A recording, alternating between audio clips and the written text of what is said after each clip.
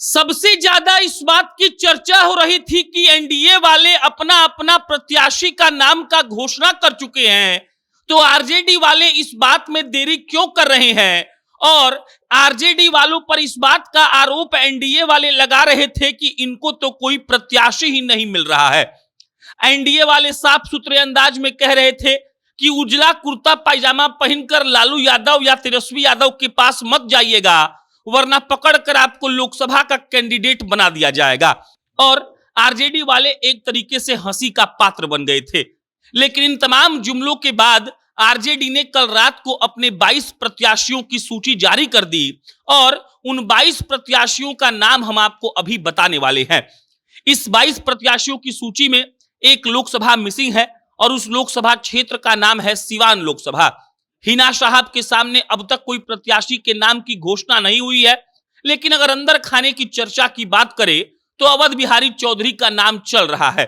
हालांकि नाम चलने से कुछ नहीं होता है, और अगर नाम चल रहा होता तो कल रात को जब 22 लोगों का नाम सामने आया तो 23वां नाम आने में भी कोई दिक्कत नहीं होना चाहिए। अब ये उनका मसला है, लेकिन जो मसला हमारा है वो ये है कि पब्लिक डोमेन में 22 नाम आ चुका है और उसी 22 नाम पर हम लोगों को फोकस करना है। पहले तो आप ध्यान से इन लोगों का नाम सुन लीजिए और तब आपको हम और भी कई बातें बताएंगे। गया लोकसभा क्षेत्र सीट गई है आरजेडी के खाते में और टिकट दिया गया है पूर्व मंत्री कुमार सर्वजीत पासवान जी को। अगला है नवादा क्षेत्र, सीट गई है आरजेडी को और यहां से लड़ रहे हैं श्रवण कुशवाहा जी।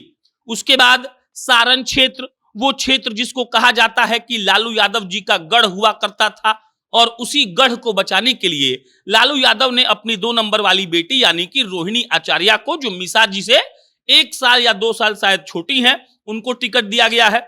उसके बाद जमुई, जहां से चिराग पासवान के जीजा अरुण भारती चुनाव लड़ रहे हैं, इस सीट से अर्चना रविदास को टिकट दिया गया है। इसके बाद अगला नंबर आता है बांका का, बांका से टिकट दिया गया है जयप्रकाश यादव को। अगला है पूर्णिया, पूर्णिया से जदयू से आने वाली विधायक बीमा भारती, और बीमा भारती जी का लेटेस्ट अपडेट ये है कि उन्होंने अभी अभी विधानसभा से इस्तीफा दे दिया है चुनाव लड़ने के लिए। उसके बाद पूर्णिया के बाद आता है दरभंगा, दरभंगा से टिकट दिया गया है ललित यादव को। इसके अलावा अगला है बक्सर, बक्सर से टिकट दिया गया है जगदा बाबू के बेटे को, जिनका नाम है सुधाकर सिंह। ये वही सुधाकर सिंह है जो नीतीश कुमार को अंड बंड बोलते थे। और इन सुधाकर सिंह के सामने खड़े कौन हुए हैं? खड़े हुए हैं मिथिलेश कुमार तिवारी, क्योंकि बक्सर से अश्विनी चौबे का टिकट कट गया है। अगला सुपौल, सुपौल से चंद्रहास चौपाल जी को टिकट दिया गया है। पाटलिपुत्रा, यहां पर भी लालू जी के परिवार को टिकट मिला है, नाम है मीसा भारती। इसके बाद आगे बढ़िएगा वैशाली, वैशाली से मुन्ना शुक्ला, हॉट सीट, 3 बार लगातार विधायक रह चुके हैं पार्टी से भी, उसके अलावा निर्दलीय भी। उसके बाद इनकी पत्नी भी विधायक रह चुकी हैं और फिलहाल वैशाली सीट पर मुन्ना शुक्ला को टिकट दिया गया है। और तमाम बाहुबलियों की चर्चा जब बिहार में हो रही है तो वैशाली लोकसभा सीट की भी खूब चर्चा हो रही है। यहां से आपको बता दें हम, चिराग पासवान की पार्टी चुनाव लड़ रही है, वीणा देवी को टिकट मिला है। उसके बाद औरंगाबाद, औरंगाबाद में सुशील सिंह चुनाव लड़ रहे हैं एनडीए की तरफ से, और यहां पर लड़ रहे हैं अभय कुमार कुशवाहा जी।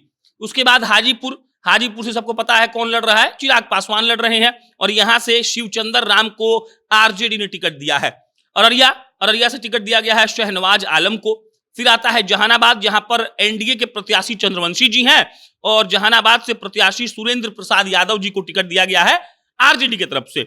मुंगेर में है अनिता देवी, मुंगेर भी एक हॉट सीट ही है जहां से लल्लन सिंह चुनाव लड़ेंगे जदयू की तरफ से, और यहां पे दिया गया है अनिता देवी महतो को। और ये कौन है? तो ये नई नवेली दुल्हन है, इनके पति का नाम क्या है? अशोक महतो। तमाम बाहुबलियों की सीट पर जब बात हो रही है तो मुंगेर भी बाहुबली का ही सीट है।